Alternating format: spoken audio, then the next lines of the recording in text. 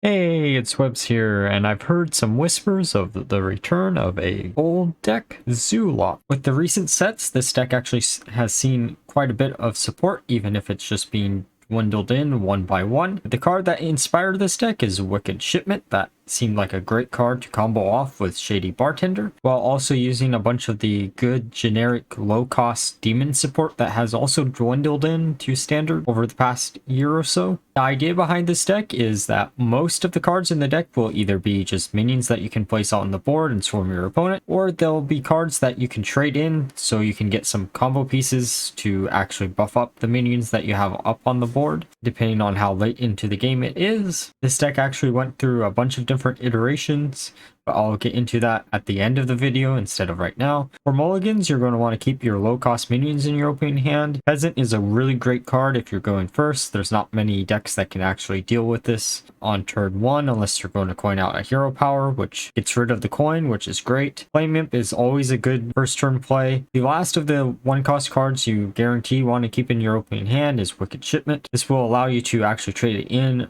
early enough so you can get 4 imps or 6 imps as quick as humanly possible when you can combo it later in the game with Shady Bartender. The other two 1-cost cards in this deck are kind of situational. Spirit Jailer depends on if you're going to need a lot of healing real quick, and Shadowblade in a matchup with a bunch of minions, this is a really good card to keep in your opening hand. Otherwise, don't keep it in your opening hand. Between the two cost cards in the deck, the one that you want to keep in your opening hand most of the time is going to be Bloodbound Imp. This allows you to play a really big minion on turn 2, while Wiggling Horror relies on you actually having other minions to actually play it, but since this deck runs a bunch of minions, that shouldn't be too much of an issue. Just watch out in certain cases where you don't want to have this in your opening hand. With that being said, let's get into the games. Alright, time for a game against Warrior. Just going to mulligan away the Raised Dead. We don't actually need it. Wicked Shipment is great to draw into. We probably should play the Peasant before putting the Wicked Shipment back in the deck, but oh well. Their quest line, that's not really a shock. They're going to coin out a minion, kind of weird, but that's honestly fine. Just going to hero power, drawing into a Spirit Jailer, which is pretty good.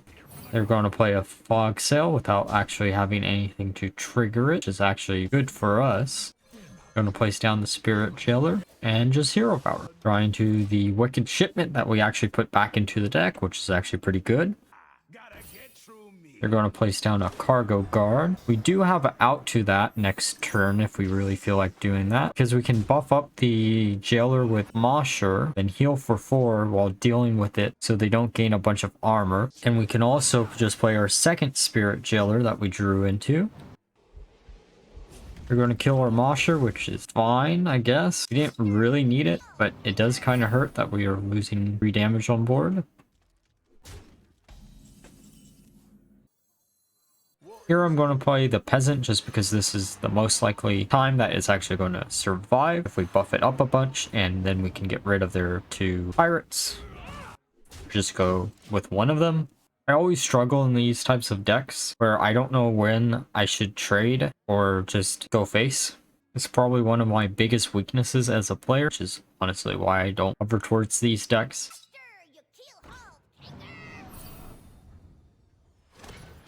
So they should be able to deal with our Peasant here if they really feel like it, but if they don't, then we are actually in a really good position.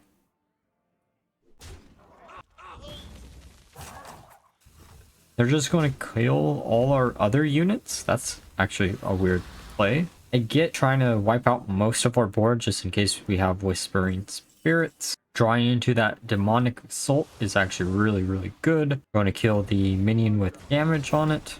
We can at least have 1 additional turn with our Peasant because of this.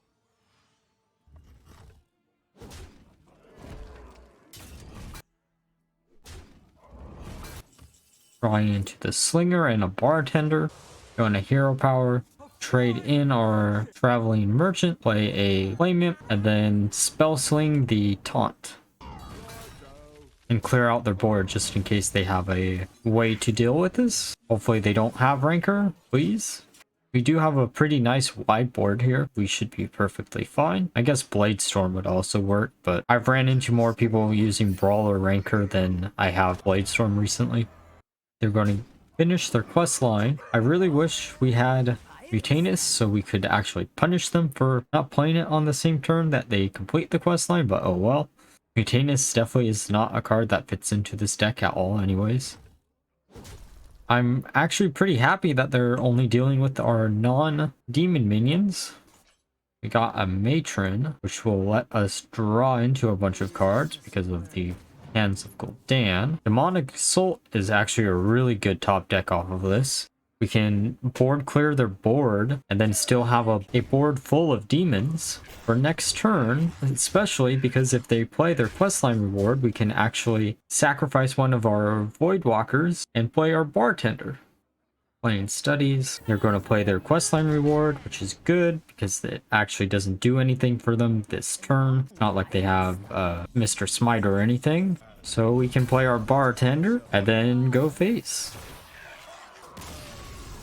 Alright, time for a game against Warlock. I wonder which variant of Warlock it's going to be. This opening hand is actually really bad. Let's mulligan everything but the Wicked Shipment away. The nice thing about this deck is most of the bricks in the deck actually are tradable, so you can actually just trade them in whenever you need to. Drawing into the Peasant for a turn 1 play is actually really good, and this time I actually caught my mistake from the last game. Their quest line, okay, that's not too much of a shock, but it is kind of a shock given the recent changes in the meta. Gonna trade in the Wicked Shipment, drawing into a Traveling Merchant, then shuffling it back into the deck. So their Zoo questline, that's a variant that I was going to test out, but I thought it would be too counterproductive for a more aggro based deck to try to make use of a questline that kills yourself quicker. Because if you're in an aggro mirror map, you're just going to end up dying because you're doing damage before your opponent. But I guess we'll see which variant is better here, unless they just brick. Draw into a Spirit Jailer, going to life tap, draw into another Peasant. Going to play Wicked Whispers. We're going to lose the Peasant, which is fine. The card is kind of dead after turn 1 in a matchup like this. Unless you can put it behind some taunts, I guess.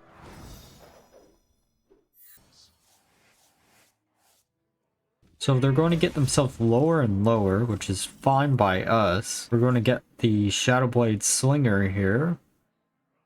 And we have a few choices. We can Hero Power and Mosher here. Or we can Hero Power and use the Slinger. But I'm just going to use the Mosher because then we can just rush face. Drawing into Hand of Gul'dan, which is honestly probably the most bricky card in the deck. You want to run it just because it's draw power off of Matron, but besides that, you never really want to cast it unless you're in a desperate situation. Okay, so they're going to get themselves really, really low. And then they give up. Alright, time for the last game against Warrior. This is not a good looking hand at all. Going to keep the Slinger just in case, because there's no real spell-based Warrior deck that I can think of off the top of my head. This looks a lot better though. Their questline, that's not really a shock. Questline is honestly one of those decks that at this point, just hearing the voice line of Harbor Scamp kind of annoys the hell out of me. Which is a shame because I used to love that voice line actually. Going to use the Slinger. Trying to a Wiggling Horror. Trying to Demonic Assault. That's actually pretty good. I should have swapped the order there. I should have saved the Slinger, but oh well. Stupid Harbor Scamp.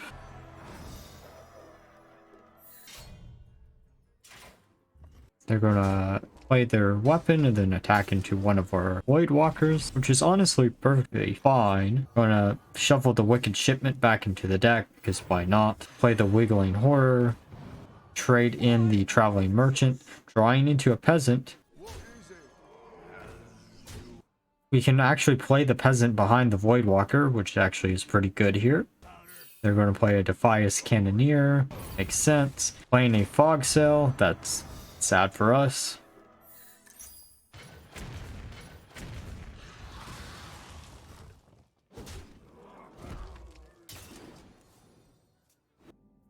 Wicked Whispers, interesting. Gonna trade that in, draw into a Wiggling Horror. Gonna buff up the imp a bunch and then kill the cannoneer because I just don't want to deal with it.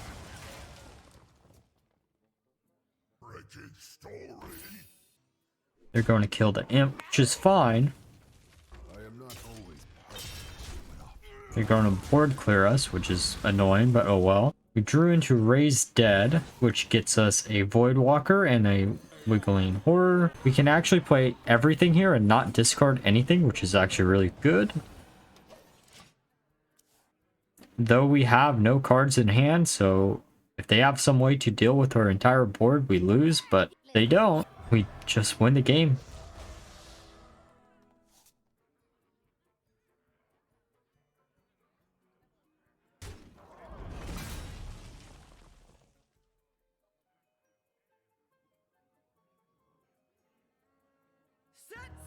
We're going to play the questline reward.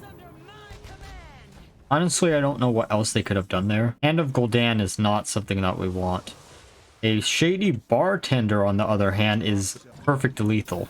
Actually, not perfect lethal, but pretty damn close. Oh no, it was, actually. Alright, now that we're through the games, let's discuss how well the deck did and why I built the deck the way I did. So let's start off actually with... So this deck actually went through a bunch more iterations than some of the more unique decks that I have uploaded in the past. Mainly because I got caught up with trying to use the cute package with Gatling, where you would play a bunch of zero-cost minions and then turn them all into 4/4s. However, that was anti-synergistic with all the other demons in the deck, so I ended up cutting them. And it really felt bad drawing into a zero-cost card when you didn't have Gatling, which was another reason why I ended up cutting them. Overall, though, once I made that decision, the win rate for the deck actually skyrocketed. Before, this deck had like a 18% win rate, and then afterwards it was close to a 60% win rate. The nice thing about this deck in particular is there's only one card in here that is a rare and everything else is a common, which is really good for budget players. And given the nerfs that are going out on Tuesday, some of the biggest competition for this style of deck is going to go away, or at least get worse than they already are, which is actually good news for this deck. For card choices, I made the clear decision not to include the questline, even though there are a bunch of cards in here that actually do damage to you, and it wouldn't be hard to actually include. If you're going to go down that path, though, you're going to want to cut out the Peasants for tour guides. You're going to want to cut out the Nightshade Matrons and the Hand of Gul'dans for some more draw power that actually do damage to yourself, and probably some other spells that will do damage just so you can consistently get the reward off. The reasoning behind making that decision is because I just didn't want to do questline again, along with the fact that I wanted to focus on ZooLock as a deck by itself, since I knew the deck had a bunch of potential, and it will continue to get potential as long as Blizzard continues to give it support here and there. It's definitely one of those decks that's going to hit critical mass one of these expansions, and I'm hoping that will be the next one, but who knows? Especially because in Alterac Valley, I can't think of any actual demons in there, so who knows? There weren't really many cards that felt awkward in the deck. The one that kind of felt the most awkward would be the Traveling Merchant.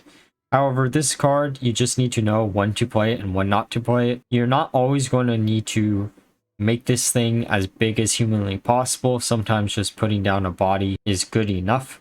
The Moshers in the deck also could have been a little bit awkward. However, once I made the decision to go more down the demon route, that became less of an issue. And then Hand of Gul'dan is always going to be awkward if you're using it to combo off with Nightshade Matron. But you can still use this to draw some cards out of your deck if you really need to late game. I don't really recommend it. You usually just want to combo it off with the Matrons. With that being said, if you enjoy ZooLock as a deck as a whole, and have throughout the history of Hearthstone, this is probably the perfect deck for you. There's no gimmicks, there's no nothing. It's just a nice, cheap deck that you can actually play, and it doesn't take too much investment. Especially for those free-to-play players out there, this deck definitely has enough potential to get you some wins, so you can go up in rank if that's what you care about. With that being said, if you enjoyed the video, please leave a like, comment, and subscribe, and until next time, bye-bye.